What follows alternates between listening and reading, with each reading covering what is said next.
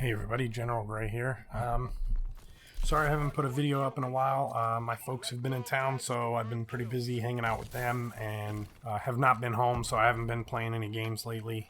I got home today a couple hours ago, had to get everything unpacked and cleaned up and all that kind of good stuff. But we had a little, I'd say a mini vacation. We went up to Kernville here in California, up by the river, Lake Isabella and all that. And we decided on Friday, that we were going to go up and do a little inner tube down the river thing. So we went up there and we get in the water and the water's pretty cold, but it's only cold for a couple of minutes. And they tell us before we go, you know, here's your life vest, here's your raft. Well, I say raft, it's an inner tube, but here's your inner tube.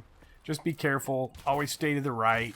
The right side of the rapids are usually, they said that they're a little calmer and not quite as dangerous, since the water level's so low that, you know, it can become dangerous really quick. So we're like, okay, so let's listen to the guy, let's stay right, you know, try to take it easy and make it a good experience. So we're in the water for about 20 minutes, 25 minutes, heading downstream, and everything's great. And my wife is on the left side, getting ready to go down the rapids, and I can't get to her to get her to go to the right side. So she goes down the left side, and I'm like, all right, everything looks good, cool, no problem. I get up to that drop-off point, and I realize that I'm on the right side, and technically that is the correct side to be on from what the guide had told us. Yeah, not so much. I went down, and I ended up getting stuck in between a couple of rocks, and I swear it felt like forever that I was underwater.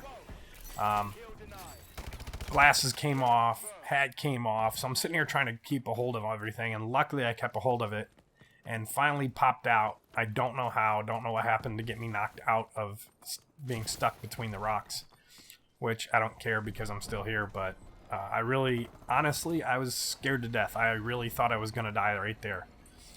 So I fight back in, and I finally get back into my raft probably about 5 to 10 minutes after that, after fighting to get to the side of the river, which was not an easy task when you can't see, your inner tube is over your head, you know, the whole 9 yards. It was pretty interesting. So I get back into my raft, and I don't see my parents. I don't see my wife. So I'm kind of like, what the heck is going on? Where's everybody at? Did they get out of the water? What's going on? So I continue to float down, and in about the next hour and a half, I didn't see anybody. I didn't see my wife. I didn't see my parents, and I'm starting to get a little worried about it. You know, we're kind of wondering what's going on, where everybody's at, and it's just not working out too well. So a little bit later goes on, there's another set of rapids, and there again he told me to stay right center on this one. So I'm like right in that point. And as soon as I get to the rapids, I realize that's the wrong spot again. They're again listening to the guide, which really pissed me off at this point because I know that I'm getting ready to go under again. This time I'm prepared for it, so I go ahead and I flipped out of my inner tube, not on purpose. It was just what had happened, and I was really pissed off by this point. Listening to this guy just completely pissed me off. Extremely irritated, and I'm still hurting from the first time that I went out. So I get done, and luckily I fall out of my inner tube at the end of these rapids, so I can pretty much get right back into my inner tube pretty quickly after that one. I didn't lose my glasses or anything that time, nothing. So I still don't see anybody. I still don't see my wife. I still don't see my parents, and I'm getting kind of irritated and worried all at the same time because I know that I got stuck and I can swim. I took swimming lessons for about 11 years, so I know that I can swim and it's not a problem. But when the water is pulling you under, you really can't, you know, as much as you fight, it doesn't matter. Sometimes you're just going to go under and you're going to get stuck there. I'm getting down the river, and I finally see my wife, and now I'm exhausted. I have no energy left. I don't even have energy to paddle to the shore, and the river and the points where they said, oh, we can touch, no, not so much. I was standing straight up, hitting the bottom, and my arms were not even close to going out of the river.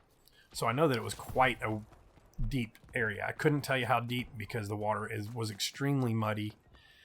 It was really hard to see. I even opened my eyes underwater and I still couldn't tell exactly where I was at and how deep it was. My guesstimate would probably be 12 to 15 feet deep, which is not really that deep, but when you're underwater, it doesn't matter. If you're stuck underwater, it doesn't matter if it's 8 inches or 25 feet. When you're stuck and you're pretty scared. So I get to the third set of rapids with, like I said, no energy left. And I'm to the third set of rapids. And right before I get to them, I see my wife standing on the edge. And she's getting into her inner tube. And I cannot get into my get over to her. So I'm pretty much screwed. I'm going down the river until I get to a spot where I know I can stand up. I have no energy left. I'm just completely wiped after about 2 hours of this. I only fell out of the inner tube 3 times. And it literally beat the crap out of me. So finally I get to the third set of rapids and I fall out and I pretty much get right back in. I only went underwater for a few seconds that time, maybe 2 or 3 seconds. Don't lose anything again, so everything's good. I get to the end and the bridge where we're supposed to get out of the river at, I get there. I get out of the river, and all of a sudden, I cannot barely even stand on my feet. Look down, and I see that my left shin is beat to crap. It looked like somebody threw rocks at me and literally just like hit me with baseball bats in my left leg. Then I look at my right leg, and there's a welt in diameter about the same size as a softball, and then off of the leg swelled up. It was probably about 3 inches off my leg. There's still a few cuts and bruises and all this on my leg, but I learned that if I were to ever do anything like this again, that I'm gonna ask the guide, all right, what's the deal? I'm not wanting the most fun, most exciting, all that. I want what's gonna be when I'm taking a little float in an inner tube. I'm wanting to be lazy and lax. I don't want to be working against rapids and all this and that. I thought it was going to be a pretty easy, simple go-to type of thing. So after about another 10 minutes, I take my stuff up and I come back to the river and my wife's there and she's got a couple little dings here and there, nothing too bad. And about 15, 20 minutes after that, my dad gets there and he is beat to crap. I mean, he looked worse than me.